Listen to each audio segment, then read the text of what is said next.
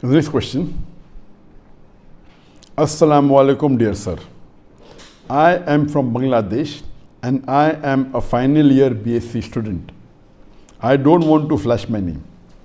Is it permissible to chat in Facebook Messenger with one of our classmates who is a non-mehram about our deen, like sharing hadith, sharing Quranic verses, encouraging each other like fasting on Mondays and Thursdays, and some random chats, keeping in mind that no fitna is committed here? Is it permissible? The sister is asking a question, that is it permissible for her to chat on the Facebook Messenger with her non-mehram classmates? That means a boy who's a classmate. Maybe for doing dawah or for Quranic verse or hadith, and general chats, taking care that no fitna is done. It's like someone asked me the question that can I have alcohol and I'll take care that I will not get intoxicated. If you're going to have alcohol, there are high chances, almost very high chances that you'll get intoxicated. Now, as far as the Islamic ruling is concerned, for a girl or a boy who are non-mehram to chat on the social media, whether it be Facebook or whether it be WhatsApp or whether it be Twitter, here the verse of the Quran from Surah Isra, chapter number 17, verse number 32 says, "Come not close to adultery, for it is an evil opening other roads to evil." Here Allah is not saying don't do adultery. Allah is saying come not close to adultery. Adultery is a major sin. Zina is a major sin. It is the 11th major sin. According to Imam Madhabi in his book Al-Qabair, he places zina as the 11th major sin. But here Allah says, come not close to zina, because it's an evil opening other routes to evil. So all these things, chatting on the Facebook Messenger or chatting on the WhatsApp or chatting with SMS on the social media, these are fitna. You cannot say, I will do with the nah-mehram. If you're doing with the same sex, there is no problem. Whether it be Facebook Messenger, whether it be WhatsApp, whether it be SMS, if you're chatting or texting amongst your friends of the same sex, it's perfectly allowed.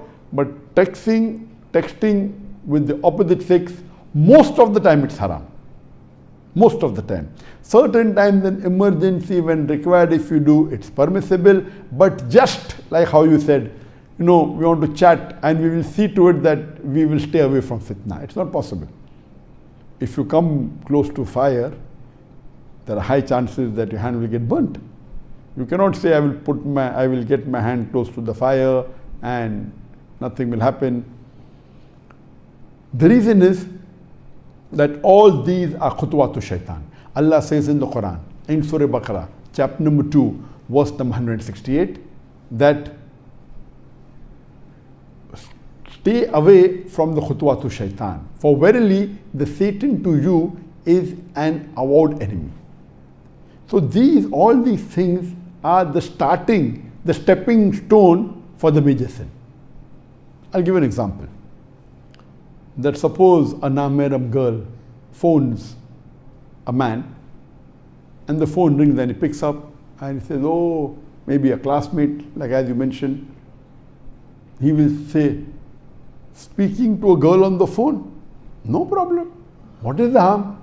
I'm not doing any haram. I'm not staring at her. I'm not doing zina. Speaking to a girl on the phone, no problem. And when they speak and the shaitan comes, then after speaking for a few times on the phone, then they may say, let's have coffee in the cafe. And they said, okay, having coffee together in a cafe, no problem. She's just a friend. There is no problem having coffee together. Then later on they say, let's have dinner together in a restaurant. Then having dinner together in a restaurant, no problem. Later on they say, okay, let's sleep together overnight. Sleeping together overnight, no problem. All these are khutwatu shaitan. Therefore Allah says, come not close to adultery. It's an evil opening other roads to evil. So all these things, like for example shaking hands, like chatting on the social media, or even chatting face to face with a non-mehram, staring at them, it is not permitted. All these are khutwatu shaitan. All these are things which are haram because they are stepping stone towards the major sin. And Islam is very clear cut. In this cases, you cannot stay alone with a na-mehram in a closed door. The Prophet said, if two na-mehram men and women are together, the third person is the devil. Today we find in the modern age, no problem, the friends, girls and boys who are na-mehram, they meet, they chat, they laugh together, they shake hands, they hit one another. It's very common. All these are haram. And shaking hand, it's a stepping stone. If a non-mehram shake hands, it's a stepping stone towards a greater evil. That's the reason even shaking hands with a non-mehram is prohibited. So similarly, even chatting on the social media, whether Facebook Messenger, whether it be WhatsApp, whether it be SMS, with a non-mehram is prohibited unless it's an emergency, where if it's a requirement. In emergency, when you do it, it is once in a blue moon, and the emergency doesn't happen with the same two people. For example, if an emergency, if you do, it may happen with any non-mehram, no problem. It's an emergency, your mind doesn't deviate, and you take your precaution.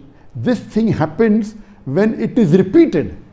If you repeatedly talk with the same girl on the phone, there are chances you may do bigger evil. If you repeatedly chat with the same girl and boy who are non-mehram, repeatedly chat, then it happens like there's a saying in Urdu, dil lagaya ghadi se to pari kya cheez hai.